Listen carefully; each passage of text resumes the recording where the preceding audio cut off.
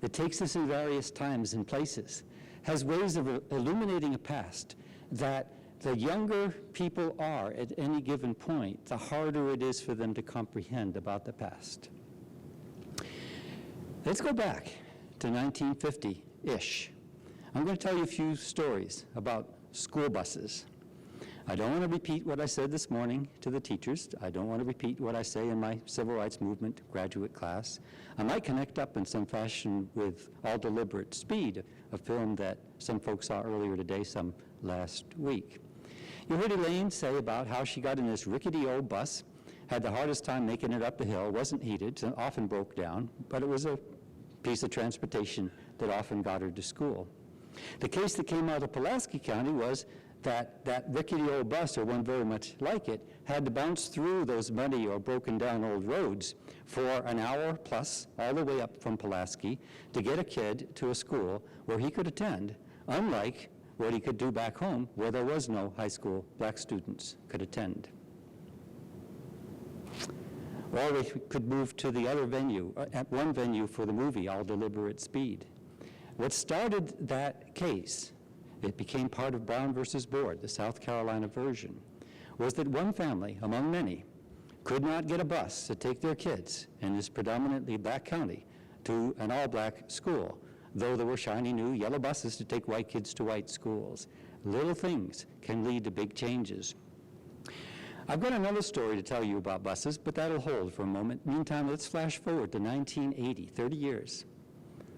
Two things come to mind. In my book is a picture of Christiansburg Institute being battered to obliteration. Why? After 100 years of extraordinary service, having served one key purpose from a white perspective, having deflected black access to white schools, having served that purpose for as long as it could, desegregation, so to speak, having finally come, it no longer was necessary and therefore could be destroyed. And it's that institution that Elaine commemorates and seeks to revitalize. In the year 1980, the same year, a candidate for the presidency, some of you will remember Mr. Reagan, ran on a platform calling for a number of amendments to the U.S. Constitution to roll back changes that had taken place in the intervening 30 years. Things that he thought ought to change, or at least he knew he had vast numbers of potential constituents who would like to see them changed, and one of the calls he made was for a constitutional amendment to outlaw the use of busing to achieve desegregation. Busing you might see from a Pulaski point of view if your name is Mahatma Corbin and you're a little kid making your way to Christiansburg Institute was an entirely acceptable means to achieve segregation. It was far less acceptable, this from a white perspective, to achieve desegregation. Gives you a few images. Now I want to bring in some flashes of some notions of various people whose stories can carry much of the story of law and race and education across 2 centuries of Virginia history. I wouldn't have time to do these all before Kevin yanks the microphone and you can't hear me, so I'll give up, right? But a few people I do want to talk about, and let's see where it takes us. John Mercer Langston. His mom was once the slave of his dad. One's white, one's black. What's he? Under Virginia law, he's black. His white half couldn't go to school because his black half couldn't go to school because there was a state law that prohibited black Virginians from going to school. When his folks died when he was just a kid, he with his older brothers went to Ohio. No wondrous place for black residents, but nonetheless he could go to school there. And he could go to college, Oberlin, and he could graduate and become a teacher in school and a lawyer and do all kinds of things, run for office, get elected. Who would have thought this the 1850s? Later, he will come back to Virginia and be president, in fact, of what is now Virginia State University. There's a sign on campus over by Solitude says Virginia Tech is Virginia's first land-grant university. I never know quite what that means because, after all, there's never been any number but 0 or 2. But that's the other land-grant school, the one that often people at Tech don't know is one. So this is the land-grant school. He embodies a huge change that took place across the 1860s, just like Reagan reacting to things that had somehow happened midway between 1950 and 1980, reveals a huge change himself. But let's move later on. One of my favorite people is Lucille Randolph. She didn't start out that way, like Elaine Dowe. She changed her name along the way. Lucille Campbell grew up near Christiansburg. She, no doubt about it, attended Christiansburg Institute. Her folks had been slaves. They had lived at a time when they could not possibly have gone to school. Her dad worked on the railroad. She probably taught at Christiansburg Institute, but I can't confirm that yet. In any case, she took the train and she went off to Howard University to get a degree. And she got a degree, and there she met a young man, and they married, and they moved to Brooklyn. So they didn't come back. She didn't come back to Christiansburg, to this area. She became an early part of the Great Migration out of Virginia to the northern cities. But there she met, a year or two after her husband had died, a young man, the descendant of Virginia slaves, a man named Randolph, A. Philip Randolph. And she made him possible. He didn't pay her a lot of mind. He was a busy man. But he did acknowledge that she, in her financing, she in her business as a Madam Walker hairstylist, had the funds to make it possible to put out the magazine that called attention to him as a labor organizer, so that he became the president of the Pullman Workers, right, the sleeping car union. And that became the basis for his lifelong leadership in both black history, Mr. Civil Rights, and in labor history, Mr. Labor. Now, one of the things that I like about A. Philip Randolph is that he presided over the greatest march that never happened, the one in 1941, a premonition to the one that he also presided over in 1963, that led, one could argue, to the Civil Rights Act of 1964. It was the movement of black Virginians to the north, picking up the right to vote and running for office and being elected and doing all kinds of other things, that in the end forced a transformation, a partial transformation at the very least, in affairs across the nation, certainly in the South. There was Southerners no longer in the South who forced the changes upon the South, allying themselves as they did with their friends and relatives and neighbors back home. I like the story of Lucille Campbell Randolph, but there's so many other stories to tell. And let's see how we're doing here. We're not doing very well, or yeah, my time is almost up, so I'll tell you one story. Let's come back to the busing story. Barbara Johns grew up in Prince Edward County. Her uncle, Vernon Johns, preceded Martin Luther King as the pastor of the Dexter Avenue Baptist Church in Montgomery, Alabama. He was a force. He had a home in Prince Edward, and he often came there, and she often visited him. Now, as an elementary school child, she helped run a skit. She worked with some classmates to put on a production that was designed at this all-black elementary school to raise funds that would permit the black community to bring electricity to her elementary school. In April 1951, how many years ago might that be? About 48. She led a strike, a student strike.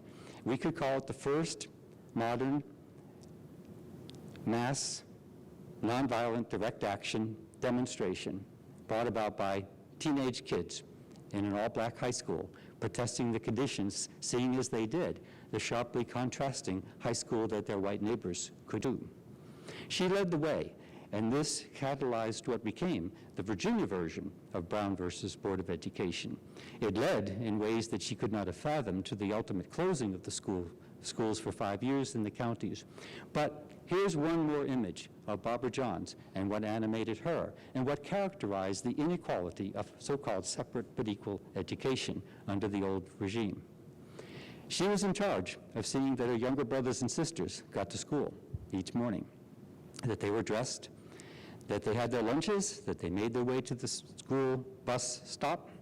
And one day, as she made her way down to deposit them there and to wait herself, she realized she'd left her lunch back up at the house. So getting them there, she then raced back up to collect it. She hadn't made her way back down yet when the bus came by and continued on its way. And she got down there and she looked around in despair. She had to get to school. It was many miles away. How would she do that? So she made her weary way, the dusty road. She made her way towards school. And a nice, bright shiny bus, not the decrepit one she would have been taking to school, half full of white kids on the way to a white school just the other side of her black school, came roaring by. In a simply astonishing narrative, handwritten, that she wrote out some 20 years ago, not too long before she died, she talks in extraordinary terms about what she dreamed to do, and finally what drove her to do what she did. She vowed that day that she would lead the troops, that she would take action. She did not know yet what it would be, but then she describes how that night, as she tossed and turned and worried about the humiliation, she would lead a student strike. She would go for a better school. She would work within segregation to be sure this was the world she lived in, but it would be a shiny new school. Barbara Johns, school bus, little things, big developments. Young people, big developments. That's all my time. Thanks.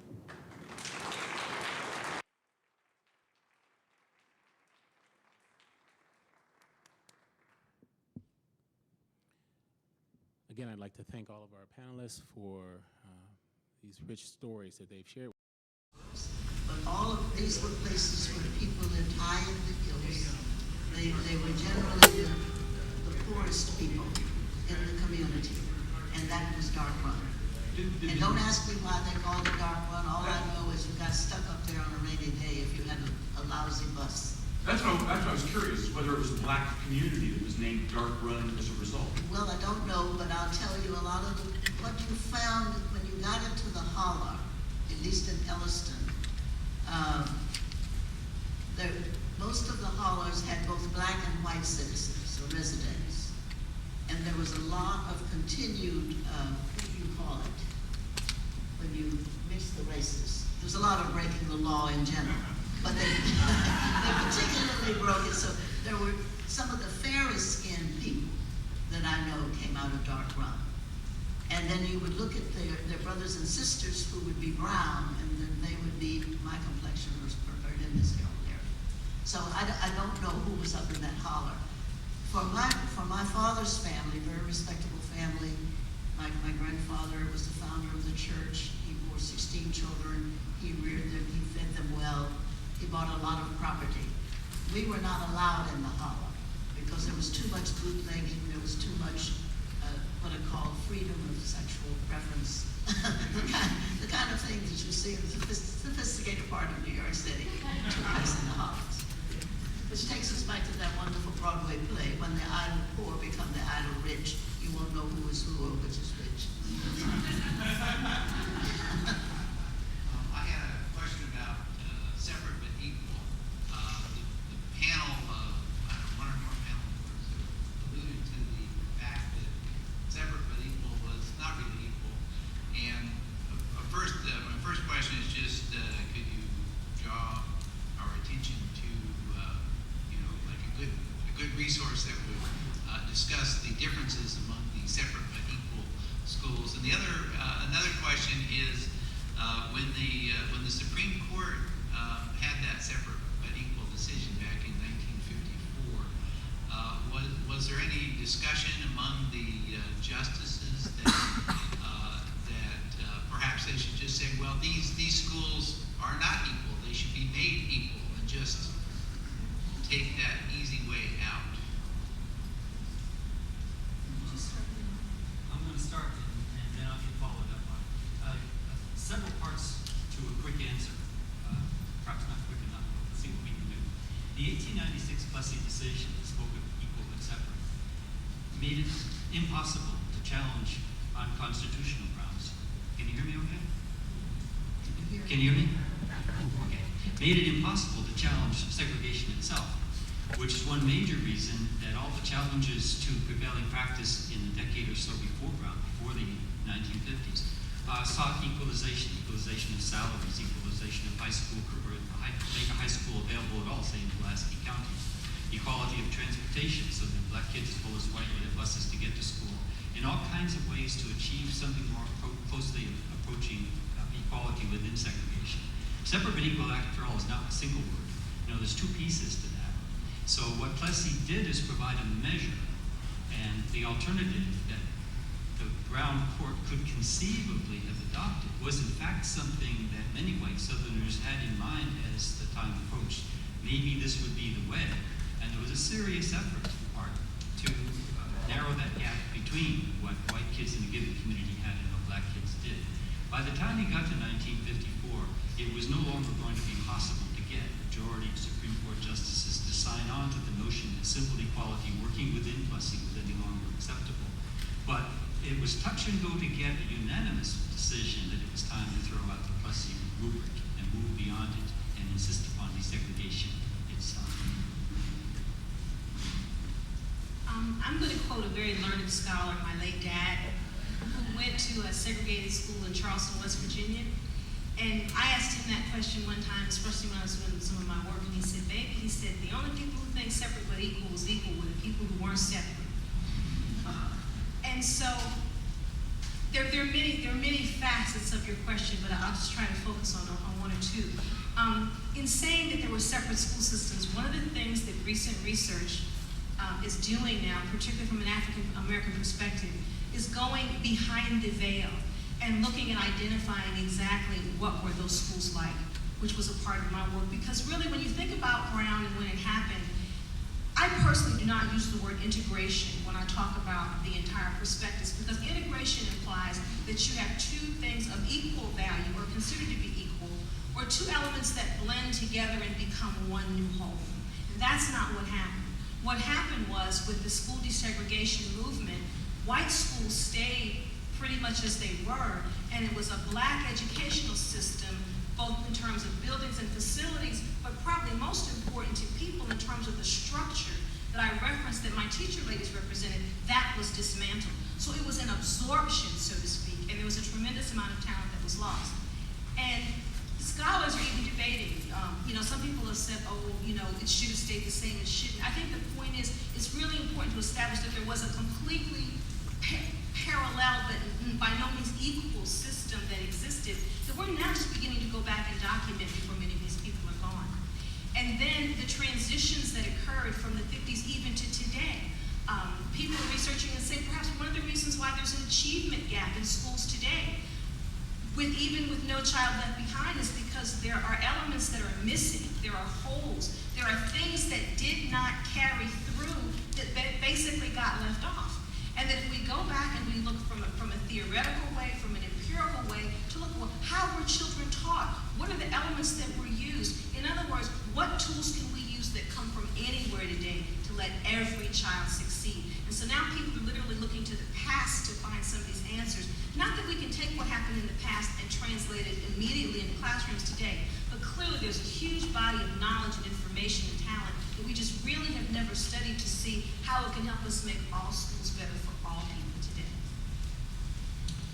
I think this is a very important question, and so I'm going to hold it a bit more to talk about it just from a personal point of view.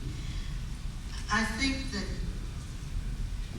moving for desegregation was a sign of the times that the United States was really interested in social justice, not in terms of managing, say, separate but equal. How do we get to the point? And I think we're faced with this challenge today when we're using the word and everything is around diversity. The most important thing is that equality is hard. Equality can only be made and sustained when all parties to the situation feel like that they have the dignity and that they can then work with each other. Using integration as your target, you're more likely to arrive there than you would with separate and equal. And I think the sophistication about social justice at that time was also one of the factors that led to the Supreme Court's debate. It was certainly African Americans would see that the distribution of power by virtue of our very voting system would always be a threat to what one would call an equal situation. And that's my personal point of view. That's all. To wrap back around, I'll pick it up again. One answer to the question, where can we read about this stuff. I never have any shame about hyping the place that I say best, what I know best about these kinds of things, and where clearly it's not subject to the same kind of 15-minute budget. So a lot of the stories that I've told today, though certainly not the South Carolina one, a lot of these stories are told at least in part and a great deal more, so you get a sense of how over time things developed and took certain kinds of shape and resistance took place to those patterns. What was I going to say? Oh, this. That image from 1980, the wrecking ball obliterating one of the main buildings on the Christiansburg Institute campus, nicely captures, I think, the asymmetry of what I refer to it as so-called desegregation. The great tragedy from my perspective is that as school desegregation unfolded, it unfolded on one side's terms. Whites dominated the process. There was no symmetry. And that fundamentally altered the racial pain and gain on the black side of the great racial divide. It was those schools that vanished. It was those institutions that evaporated. It was those teachers who got unemployed. It was those football captains and homecoming queens and so on who lost the world that had been theirs. So that when you change institutions in any kind of profound way, there's going to be an enormous amount of wrenching emotional experience that comes with it. When you do it on terms that are acceptable to one team and are not negotiated at all by the other, where the power imbalance is as grotesque as it was, then you get results that are by no means what you might now, looking back, wish had been the case. I have a question on recognizing the richness of the history and the stories that you've shared. What are the barriers, if any, for teachers that desire to integrate this information in meaningful ways into their curriculum? And if there are barriers, how are there some practical things that the teachers can use to overcome those? This afternoon, I was able to share some ideas with the teachers at the Teaching American History Workshop. And just to briefly capsule that, and those of you who are in the audience comment. I think the first thing as educators, the first thing I recommend that educators do is know thyself and examine our own cultural perspectives and heritage, because it's only by understanding who you are individually that you can then begin to learn about other peoples and groups. I definitely think it's about acquiring a certain knowledge of information, reading, but it's also being attuned and open in the heart. Because as a colleague of mine would say, it's about getting to that feeling, and that we can talk about it all day long, but there has to be a certain feeling or a willingness to be open.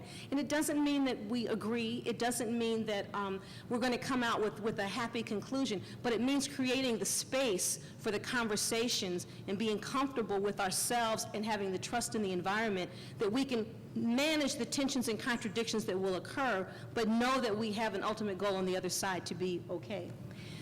In terms of the state of Virginia specifically, if we look at those standards of learning, there are opportunities within the SOLs to provide doorways of entrance for much of this curriculum. But again, it becomes a question of having the knowledge, doing the professional development, talking with colleagues to use those entry points to be able to make the learning not just be a baseline, but to be a benchmark to be able to do. There are many more excellent materials on the subject that teachers can use